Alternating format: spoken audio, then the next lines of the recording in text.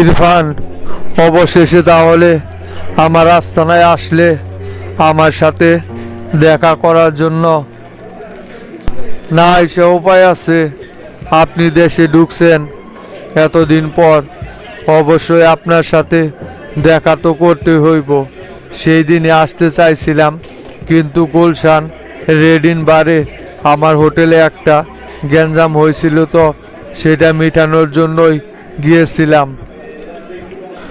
লিয়াকত তোমারে সব কিছু খুইলা বলে নাই?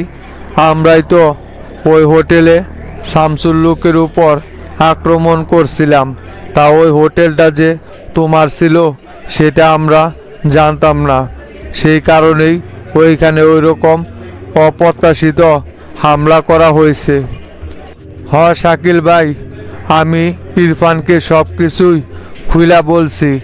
শামসুরকে দুর্বল করার জন্য যে আপনি ওর লোকেদের উপর হামলা করছেন সেটা আমি ইরফানকে খুইলা বলছি। আর আপনি যে শামসুকে হত্যা করার উদ্দেশ্যে দেশে ঢুকছেন সেটাও ইরফানকে বলছি। সেই জন্য ইরফান আপনার পরিকল্পনা সম্পর্কে জানার জন্য আপনার সাথে দেখা করতে আইছে। শোনেন, আপনি তো বেশ কিছুদিন ইন্ডিয়াতে ছিলেন। এতদিন ইন্ডিয়াতে থাকার পর বাংলাদেশ সম্পর্কে হয়তো বা আপনার সেই রকম সঠিক কোনো ধারণা নাই। দেশের পরিস্থিতি এখন কিন্তু সম্পূর্ণই উল্টা। আমাদের হাতে আগে ক্ষমতা ছিল, কিন্তু এখন আমরাই দুর্বল হয়ে পড়েছি। দেশের পরিস্থিতি মোটেও আগের মতো নেই, সব কিছু একদম পরিবর্তন হয়ে গেছে। এক কোপা শামসুই পুরো দেশের সিস্টেমটা পাল্টায় ফেলাইছে। দেশের যত বড় বড় সন্ত্রাসী ছিল সবাই কোপা শামসুর হাতেই নিহত হয়েছে। আব্বাস থেকে শুরু করে লাল বাদশা পর্যন্ত কোপা শামসুর কাছে টিকতে পারে নাই। আর আমাদের মুরব্বী সকলকেই কোপা শামসু জেলে বন্দি করে রাখছে। তাদেরকে কোনোভাবেই জামিন করাইতে পারতেছি না। এই মুহূর্তে এই অবস্থায় শামসুর উপর আক্রমণ করতে হইলে খুব ভেবেচিন্তে করতে হবে। শোনো ইরফান, তোমার কি মনে হয় এতদিন যাবৎ আমি ইন্ডিয়াতে বসে সময় কাটাইছি? বিহারে থেকে আমি বাংলাদেশের সমস্ত আপডেট খবর সব সময় রেখেছি। শামসু যে এখন দেশের সবচাইতে বড় নেতা সেটা আমি খুব ভালো করে জানি। আর সব পরিকল্পনা কইরাই আমি দেশে ঢুকছি। আমার বন্ধু কালা জাহাঙ্গীর পাকিস্তান থেকে কিছুদিন পরেই বাংলাদেশে ঢুকবে। আমি তাই আগে এসেছি যাতে ওর কাজগুলো করতে সুবিধা হয়, সেজন্য পরিস্থিতিটা ঠিকঠাক করার জন্য। কালা জাহাঙ্গীর যদি দেশে ঢুকে তাহলে তো পরিস্থিতিটাই সম্পূর্ণ পাল্টে যাবে। উনি তো খুবই দূরদর্শ লোক, সেটা আমি খুব ভালো করেই জানি। তাই এখন আপনাকে আমরা কিভাবে সাহায্য করতে পারি সেই কথা আগে বলেন। শোনো ইরফান, জাহাঙ্গীর দেশে ঢোকার আগে শামসুকে পর্যাপ্ত পরিমাণ দুর্বল করতে হবে আমাদের। ওর আশেপাশের যত লোক আছে সবাইকে এক এক করে সেটে ফেলতে হবে। আর ওর ডালপালাগুলো সেটে ফেলতে হলে অবশ্যই আমাদের অস্ত্রের প্রয়োজন হইব। লোকজন যা লাগে সেটা আমি দেব, সেটা নিয়ে তোমাদের প্যারা নিতে হবে না। তবে বেনাফুল দিয়ে আমি 3টা অস্ত্র দেশে ঢুকানোর পরিকল্পনা করতেছি। আর এই বিষয়ে তোমাদের দুইজনের আমার হেল্প লাগবে। তোমরা শুধু অস্ত্রগুলো সঠিকভাবে দেশে ঢুকানোর ব্যবস্থা করবে, আর বাকি সব আমি নিজে থেকে করে নেব। তোমরা শুধু এইটুকু করলেই হবে। আইজি গ্রেপ্তার হওয়ার পর তো প্রশাসন আগের থেকেও অনেকটাই স্ট্রং হয়ে গেছে। এই মুহূর্তে এই কাজটা করা খুব একটা সহজ ব্যাপার হবে না। তবে আপনি যেহেতু বলছেন, দেখি আমি চেষ্টা করে। শোনো ইরফান, কাজটা তোমাদের আরও সহজ করে দিচ্ছি আমি। অচিরেই আমি ঢাকা শহরে অনেক বড় একটা বোমাবাজি করব। এই বোমাবাজিতে অনেক লোকই প্রাণ হারাবে, আর প্রশাসন তখন এই ঘটনাটা নিয়েই ব্যস্ত থাকবে। এই ফাঁকে তোমরা অস্ত্রের চালানটা দেশে ঢুকাইতে পারবা, তখন আর এত প্যারা হবে না। হয় এটা করলে প্রশাসন এইদিকে ব্যস্ত হইয়া পড়ব, আর এই ফাঁকে আমরাও চালানটা খুব শীঘ্রই দেশে ঢুকাতে পারবো। তাহলে আপনি এক কাজ করেন, অতি জলদি প্রস্তুতি নেন আর মালগুলো বর্ডারে আনার ব্যবস্থা করেন, যাতে সাথে সাথে দেশে ঢুকানো যায়। আচ্ছা ঠিক আছে ইরফান, তোমরা তাহলে প্রস্তুত থাকো। আমি অচিরেই দেশে এই বিশৃঙ্খলা সৃষ্টি করার ব্যবস্থা করতেছি। তাহলে আমরা এখন উঠলাম। আসসালামু আলাইকুম।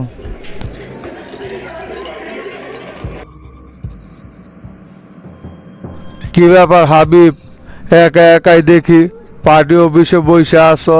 মাস্টার কি এখনো আসে নাই নাকি? না না শফিক ভাই, কেবল গায়ে আসলাম আমি। আয়সা তো মাস্টারে দেখলাম না। ফোন দিয়েছিলাম, রাস্তায় আছে বলে কিছুক্ষণের ভিতরে হয়তো চলে আসবো। তা দাঁড়াই রইলেন কেন? বসেন। এই তোতা, তুইও বসেক। মাস্টার রাস্তায় আছে, কিছুক্ষণের ভিতরেই চলে আসবনি। কি ব্যাপার হাবিব আজকে এত নরম সুরে কথা বলতেছে কেন? কোনো কি ঘটনা আছে নাকি? না আবার কোনো জায়গায় কোনো প্যাস্টেস লাগলো? ইশালা বুড়া জিনের কথা শুই না সব সময় এখন কলিজার ভিতরে আলাদা একটা ভয় কাজ করে, যে কোন জায়গায় বান কোন আকাম আবার ফাঁস হয়ে গেল। কিভাবে যে এর পিছ থেকে সরবো সেটাই বুঝতে পারতেছি না। আচ্ছা ভাই, ঠিক আছে, বসতেছি। আসসালামু আলাইকুম। আপনারা সকলে ভালো আছেন তো?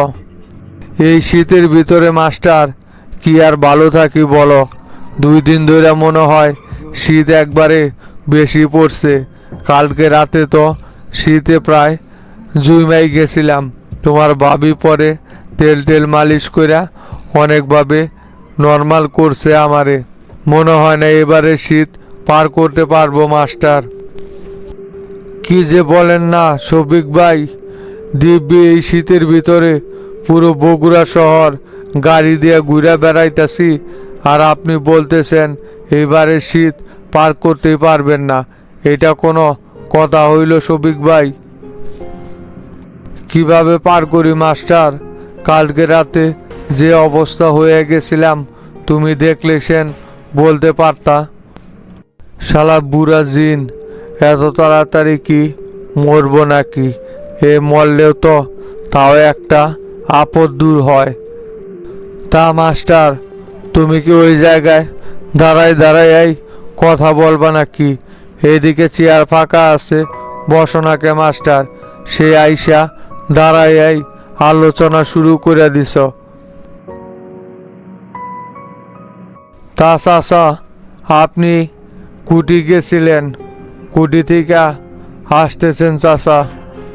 এই তো তোতা, গেছিলাম একটু থানায়। আরিফরে ধরে নিয়ে আইছে তো, বগুড়াতে নিয়ে আইসা পৌঁছাইছে। তাই ওসি আমারে ফোন দিছিল, ওসির সাথে আলোচনা করে আসলাম। তা মাস্টার, আরিফ কি কোনো কিছু স্বীকারোক্তি দিছে ওর সাথে এই ঘটনায়? আর কে কে জড়িত আছে? উপজেলার এই টাকাগুলো বাঘ কোন কোন নেতা কর্মী খাইছে সেই সম্পর্কে কি আরিফ কোনো তথ্য স্বীকার করছে নাকি পুলিশের কাছে? না না হাবিব ভাই, এখনো আরিফ কোনো কিছুই স্বীকার করে নাই। রিমান্ড রুমে তো জিজ্ঞাসাবাদের জন্য ওরে নেওয়া হয় নাই। কিছুক্ষণ পরে হয়তো পুলিশ জিজ্ঞাসাবাদ করার জন্য ওরে রিমান্ড রুমে নিব, তখনই সব কিছু বের হয়ে আসবেনি সামনে। শোনো মাস্টার, তুমি কিন্তু ওসিরে খুব কড়াভাবে বলে দিবা আরিফকে যেন ভালো করে জিজ্ঞাসাবাদ করে, আমি 100% শিওর এই টাকার ভাগ আরিফ একা খায় নাই, এর সাথে অনেকেই জড়িত আছে। তাই ওসি যেন সঠিক তথ্য ওর মুখ থেকে বের করতে পারে। হাবিব ভাই, ওসিরে নতুন করে আর কোনো কিছু বলার দরকার নাই, সব কিছুই বলা আছে। এই ঘটনার সাথে যারা যারা জড়িত প্রত্যেককেই আইনের আওতায় আনা হবে। একজনও কোনো রকমের বিন্দু পরিমাণও ছাড় পাইব না।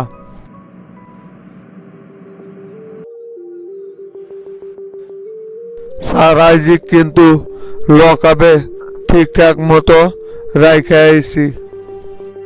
ভালো করছো দুর্জয়। শোনো দুর্জয়, আমি এখন একটু বের হইব। শামসু আমাকে ফোন দিতেছে, দেখি শামসুর সাথে কথা বলতে হইব। তুমি এই দিক লক্ষ্য রাখো দুর্জয়, এইখানে যেন কোনো রকমের কোনো ঝামেলা না হয়। এই থানা কিন্তু সম্পূর্ণ এখন তোমার দায়িত্বে, তাই তুমি এটাকে গুছিয়ে রেখো যাতে কোনো ঝামেলা সৃষ্টি না হয়। স্যার, ওইটা নিয়ে আপনার টেনশন করা লাগবে না, আমি বিষয়গুলো সঠিকভাবেই সমাধান করবনি। আপনি এটা নিয়ে একদম চিন্তা করেন না। তবে স্যার, আইজি যে এখনো কোনো কিছু খাওয়া দাওয়া করতেছে না, এটা তাহলে কি করবেন? আর একটু দেরি হইলে বললামই তো, ওনারে শেষ পর্যন্ত হাসপাতালেই ভর্তি করা লাগতে পারে। কোনো কিছুই তো স্বীকার করলো না, আগে যা বলছিল সেটাই আবার নতুন করে বলল। তাহলে এখন কি করতে চাইতেছেন স্যার? কি আর করা যাইব যদি উনি সত্যি খাইতে না চায়? দেখো, কথাবার্তা বইলা যদি খাওয়ানো যায়। আমি আগে শামসুর সাথে কথা বলে আসি, দেখি শামসু আইজির বিষয়ে কি সিদ্ধান্ত দেয়, তারপর ওর ব্যবস্থা করা যাইবনি। তুমি আপাতত ওরে কোনোভাবে খাওয়ানোর একটা ব্যবস্থা করো, দেখো যদি কাজ হয়। আচ্ছা ঠিক আছে স্যার, আমি তাহলে দেখতেছি কি করা যায়। তবে মনে হয় না স্যার কাজ হইব। এই লোক যে গাওরার গাওরা, এইরকম গাওরা লোক কিন্তু স্যার আমি খুব কমই দেখছি।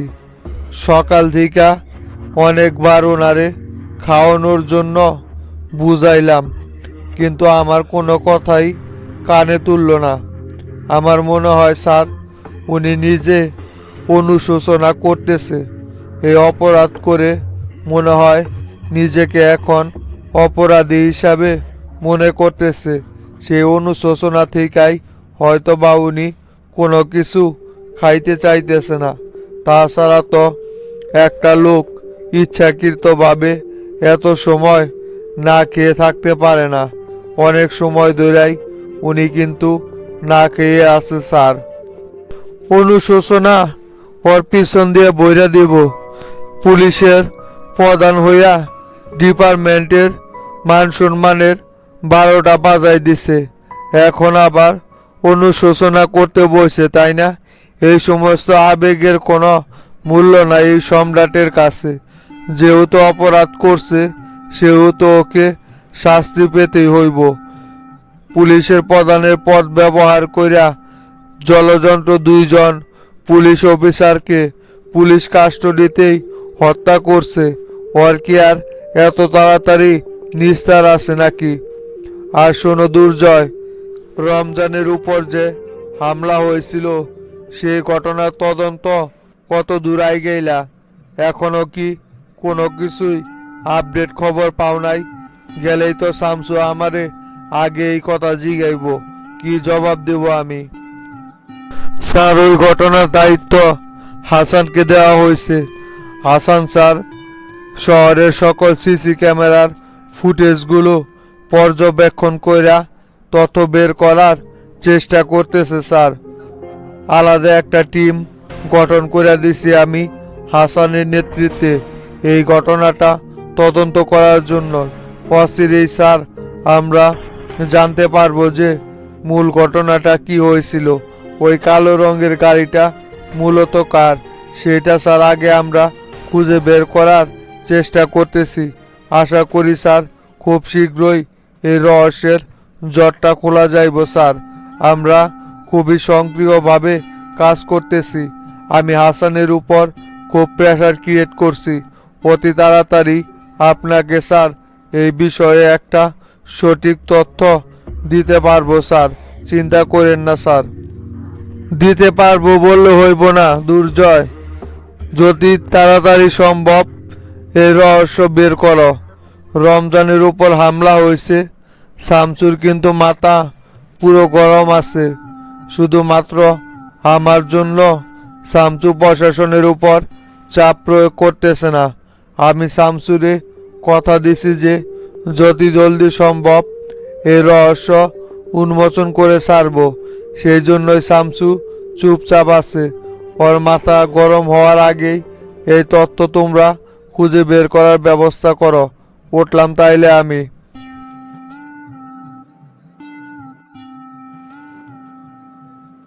আসসালামু আলাইকুম শামসু ভাই। ওয়ালাইকুম সালাম রমজান, কি অবস্থা রে তোর? অবশেষে তাহলে ঘুম ভাঙছে তোর? আমি তো কেবলই বের হইতেছিলাম, ভাবলাম তোরে আর ডাকবো না। মনে হয় অনেক টায়ার্ড হইয়া আইসা রুমে শুইছস, সেই জন্যই তোরে আর ডাকতে চাইলাম না। তা দেখি তুই চইলে আইসস। কি অবস্থা ওইদিকে, সব কিছু কি ঠিকঠাক আছে রমজান? হাসপাতালে কি খবর? পরে তোর ব্যস্ততার কারণে তোরে ফোন দেওয়া হয় নাই। নরেশের অবস্থা এখন কি রকম আছে? হ উস্তাদ, নিতাইয়ের অবস্থা এখন আগের চাইতেও উন্নত হয়েছে। জ্ঞান ফিরে আইছে নিতাইয়ের।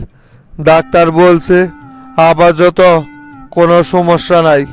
কালকে আমি অনেক রাইতে হাসপাতাল থেকে আইছি ওস্তাদ, সেই জন্যই আজকে ঘুম থেকে উঠতে দেরি হয়ে গেছে। তা ওস্তাদ, আমাদের উপর যে হামলা করলো সেই ঘটনার কোনো রহস্য কি বের করতে পারছে পুলিশ? কারা এই হামলার সাথে জড়িত ছিল তাদেরকে কি শনাক্ত করা যায় না এখনো? না রমজান, এখনো কোনো কিছু খুঁজে বের করতে পারে নাই পুলিশ। তবে রমজান, তুই টেনশন করিস না, এই ঘটনা নিয়ে তদন্ত চলতেছে। অচিরেই ওদের ঠিকানা খুঁজে বের করা সম্ভব হইব। আমি এই ঘটনাটাকে বিশেষভাবে গুরুত্ব দিয়েছি। সম্রাটের উপর এই ঘটনার জন্য চাপ প্রয়োগ করা হয়েছে। সম্রাট অচিরেই এই রহস্য খুঁজে বের করব। পুলিশ সক্রিয়ভাবে কাজ করতেছে মাঠে। শামসু ভাই, মনে হয় না পুলিশ এই ঘটনার রহস্য উন্মোচন করতে পারবো। পুলিশ শুধু লেনদি করব। বিষয়টা আসলেই আমাদেরকেই তদারকি করার দরকার ছিল। পুলিশকে দায়িত্বটা দেওয়া ঠিক হয় নাই। পুলিশকে যতই আপনি চাপ প্রয়োগ করেন না কেন, এদেরকে দিয়া কোনো কাজই হইব না। আজ পর্যন্ত পুলিশ কি কোনো ঘটনার সঠিক তদন্ত কইরা বের করতে পারছে? সে আমাদেরকেই মাঠে নাইমা কাজ করতে হয়েছে। দেখবেন এবারও সেই রকমই ঘটনা ঘটবে। দেখি না রমজান, সামনে কি হয়। সম্রাট আমার কাছে 2 দিনের সময় চাইছে এই রহস্যটা বের করার জন্য। দেখি ওরে 2 দিন সময় দিছি, এই 2 দিনের ভিতরে কি রেজাল্ট দেয়। যদি কাজ করতে না পারে তাহলে তুই তো আসছিস, তখন তোরে হুকুম দিয়ে দিব, মাঠে নাইমা পড়বি। যেই বা যারা এই ঘটনা ঘটাক না কেন, তোর কি মনে হয় ওদেরকে আমি খুঁজে না বের করেই ছেড়ে দিব? আমার কাছের লোকদের উপর আক্রমণ করতেছে মানে এটা অনেক বড় ধরনের একটা পরিকল্পনা। আমাকে আস্তে আস্তে দুর্বল করার প্ল্যান চলতেছে। সেটা কে করতেছে সেই ব্যক্তি আমার অবশ্যই খুঁজে বের করার দরকার আছে। ওরে তো একটু দেখতে হইব আমাকে। আচ্ছা ঠিক আছে, আপনি তাহলে বিষয়টা দেখেন। তা উস্তাদ, এখন কি আপনি কোনো জায়গায় বের হইতে চাইতেছেন নাকি? আমি কি আপনার সঙ্গে যাব, না আপনি একাই যাইতে চাইতেছেন? উস্তাদ, এখন কিন্তু সময় ভালো না, পরিস্থিতিও ভালো না। আমি মনে করি আপনার সাথে এখন সব সময় আমার থাকাটা জরুরি। বাইরের আলতু পালতু কাজ কাম বাদ দিয়া এখন থেকে 24 ঘন্টায় আমি আপনার সঙ্গে লেগে থাকবো। ভুল করে আপনার কোনো ক্ষতি হয়ে গেলে সেটা কোনোভাবেই মাইনে নিতে পারবো না। আচ্ছা ঠিক আছে, থাকিস নি তুই, সমস্যা নাই। আগে নিতাই সুস্থ হয়ে উঠুক, তারপর তোরে আমার সঙ্গেই রেখে দেবনি। শত্রুরা দিনকাল যে হারে বাড়তেছে, তাতে করে তোরে এখন আমার খুব প্রয়োজন। তুই একমাত্র ভরসাযোগ্য ব্যক্তি, যে কিনা বিনা স্বার্থে আমার জন্য সব সময় কাজ করে যায়। এখন গাড়িটা বের কর, চেম্বারের দিকে বের হব। কি অবস্থা শামসু, কি করলা তাইলে? আইজি তো এখন পর্যন্ত কোনো কিছুই স্বীকার করলো না। ওরে কি ওইভাবেই ছেলে রাইখা দিব নাকি? কোনো কিছুই স্বীকার করতেছে না। তাড়াতাড়ি কইরা ওরে তো চালান কইরা দিতে হইব। প্রেসিডেন্ট আজকে আমারে ফোন দিয়ে আইজির বিষয়টা জিজ্ঞাসা করলো, যে আইজির এখন পর্যন্ত আমরা চালান করতেছি না কেন, আর আইজি মুখ খুলছে কিনা সেই বিষয়েও জিজ্ঞাসাবাদ করলো। আমি শুধু বলছি তদন্ত চলতেছে, অচিরে আইজিরে চালান করে দেওয়া হইব। দেখি সেলিম ভাই, অচিরেই আইজির ব্যবস্থা করতেছি। সম্রাট আজকে আইজিরে রিমান্ডে নিছিল, এইখানে আইতে বলছি সম্রাটকে। দেখি সম্রাট ওর কাছ থেকে কোনো তথ্য বের করতে পারছে কিনা। যদি না হয় তাহলে লাস্ট একটা পদক্ষেপ নিব। সেটাতে কাজ না হইলে তাইলে আইজিরে সরাসরি চালান করে দেওয়া হইব। এভাবে আর ছেলে ওরে বেশি দিন আটকায় রাখবো না। আমার মনে হয় শামসু, আইজি সালামত হয়তোবা সত্য কথাই বলতেছে। তাছাড়া ওর পরিবার তুলে নেওয়ার পরেও ওই কথা গোপন করতো না। আমার মনে হয় এখানে আইজি সালামত আসলেই সত্য কথাই প্রকাশ করতেছে আমাদের কাছে। এখন তোমার কি মনে হয় শামসু? তুমি কি মনে করো সালামত কি সত্যি আমাদের কাছে সত্যটা স্বীকার করতেছে? না না সেলিম ভাই, আইজি সালামতের কথা আমার এক বিন্দু বিশ্বাস হয় না। ও এইখানে নিশ্চয়ই কোনো না কোনো একটা রহস্য করতেছে, যেটা আমাদের খুঁজে বের করতে হইব। সালামতের পক্ষে এত বড় একটা ঘটনা ঘটানো কোনোভাবেই সম্ভব না। আর বিশেষ করে 50 লক্ষ টাকা এককালীন সৈকতকে দিছে, সেটাও কোনোভাবেই ওর পক্ষে দেওয়া সম্ভব না। আর ওর মাথা থেকে এত বড় একটা পরিকল্পনা বের হবে না। এর পিছনে নিশ্চয়ই অন্য কেউ ইন্ধনদাতা হিসাবে কাজ করতেছে। এটা নিয়ে আমি 100% শিওর আছি সেলিম ভাই। এই ঘটনার পিছনে অবশ্যই অন্য কেউ ঠিকই কাজ করতেছে।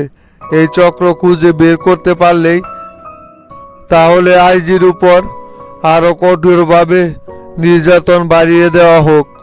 ওর উপর কোনো রকমের কোনো দয়া ধর্ম না দেখাইয়া ওর মুখ থেকে যেভাবে হোক কথা বের করতে হইব। আর শামসু, তুমি যে বলছিলা আইজি সালামত আর সৈকতের বিরুদ্ধে এ হত্যা মামলাটা তৈরি করার জন্য আমি কিন্তু সেই কাগজটা সম্পূর্ণ রেডি করে নিয়ে আইছি। এখন শুধু ডিআইজি মঞ্জুরুলের বাবা এইখানে স্বাক্ষর করলেই মামলার কাজটা প্রক্রিয়াজাত করা যাইব। তুমি তাহলে বিকেলে ওনারে দিয়া সাইন করাইয়া ওনারে তাহলে গ্রামের বাড়িত পাঠাই দিও। বাকিটা আমরা এখানে শুরু করবনি। আচ্ছা ঠিক আছে, সমস্যা নাই। কাগজটা আমার কাছে দিয়েন, আমি ওইটা ব্যবস্থা করবনি। সেলিম ভাই, এই মাসেই তো হাজী সিদ্দিকের মামলার শুনানির ডেট থাকার কথা। তা কয় তারিখ ওদের শুনানির ডেট পড়ছে? সেই বিষয়ে কি কোনো খবর টবর রাখেন আপনি, না শুধু একদিক নিয়ে পড়ে আছেন? ওদের শুনানির ডেট কবে সেই তথ্য কিন্তু জানতে হইব। ওরা কোনোভাবেই যেন জামিন না নিতে পারে, সেটা আমাদের লক্ষ্য রাখতে হবে সেলিম ভাই। ওদেরকে কিন্তু এই মুহূর্তে জামিনে কোনোভাবেই বাইরে আসতে দেওয়া যাইব না। দেশের পরিস্থিতি এমনিতেই উত্তপ্ত, এর ভিতরে ওরা যদি চইলা আসে তাহলে ওরা পরিস্থিতিটা আরও খারাপের দিকে নিয়ে যাইব। তাই ওদের কোনোভাবেই জামিন যেন না হয় সেই ব্যবস্থা করতে হবে। হ্যাঁ শামসু, ওইদিকে আমার নজর আছেই।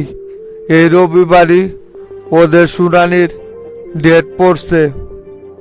তবে শামসু, মনে হয় এবার আর ওদের জামিন কোনোভাবেই ঠেকানো যাইব না, কারণ ওদের বিরুদ্ধে সেই রকম শক্ত কোনো এভিডেন্সই আমরা কালেক্ট করতে পারলাম না। যদি এসআই সৈকত আর ডিআইজি মঞ্জুরুলের জবানবন্দি নিতে পারতাম তাহলে ওদেরকে আটকানো যাইতো, কিন্তু সেইটা তো করা যাইল না। তাহলে এবার ওদের বিরুদ্ধে শক্ত কোনো এভিডেন্সই তো কালেক্ট করতেই পারলাম না। কিভাবে ওদের জামিন এবার আটকাবো? আর ওদের বিপক্ষে যে উকিল দাঁড়াইতেছে অ্যাডভোকেট মোজাম্মেল হক, উনি তো খুবই কঠোর এবং দূরত্ববাজ একজন উকিল। মুজাম্মেল বলতে ওই যে বার কাউন্সিলের সভাপতি মুজাম্মেল, তাই না? ওই তো এক নাম্বারের হাজী সিদ্দিকের লোক, যার কারণেই তো ওই হাজী সিদ্দিকের পক্ষ নিয়া লড়তেছে আদালতে, তাই না? ওর ব্যবস্থা অচিরেই করতেছি। আর ক্ষমতায় থাকা অবস্থায় যদি ওদের জামিন আটকাইতে না পারি তাহলে কিসের ক্ষমতায় থাকলাম? আপনি অতি জলদি জজের সাথে কথা বইলা এবারে ডেটে যেন ওদের জামিন কোনোভাবে না হয় সেটা আটকান। আগামী ডেট আসতে আসতেই ওদের বিরুদ্ধে এভিডেন্স আমি কালেক্ট করে ফেলবনি। আচ্ছা ঠিক আছে শামসু, আমি দেখি জজের সাথে কথা বইলা ওদের জামিনটা এবার আটকানো যায় কি না। এবার ওদের জামিনটা আটকাইতে পারলে আগামী শুনানি আসতে আসতেই ওদের বিরুদ্ধে অনেক কয়টাই এভিডেন্স বের করা যাইব। এবার তো আর আইজি বাইরে নাই যে কোনো রকমের কোনো ঝামেলা করবে। এবার যা করার আমরা নিজেদের মন মতোই করতে পারবো। কিন্তু শুনানিটা খুব তাড়াতাড়ি পড়ে গেছে দেখা এভিডেন্সের বিষয়ে কিছু করতে পারলাম না। তবে আগামী শুনানি পর্যন্ত অবশ্যই এভিডেন্স বের করা যাইব। দেখি আমি জজের সাথে কালকেই বসবো নিয়ে এই বিষয় নিয়ে, দেখি জজ কোনো ব্যবস্থা করতে পারে কিনা। কিরে সম্রাট, ওই জায়গায় দাঁড়াই রইলি কেন? তোর জন্যই তো অপেক্ষা করতেছি আমরা। এইদিকে আইসা বসে চেয়ারে। আসসালামু আলাইকুম স্যার, ভালো আছেন স্যার? ওয়ালাইকুম সালাম। তা সম্রাট, তুমি কেমন আছো? তোমার দিনকাল কেমন চলতেছে?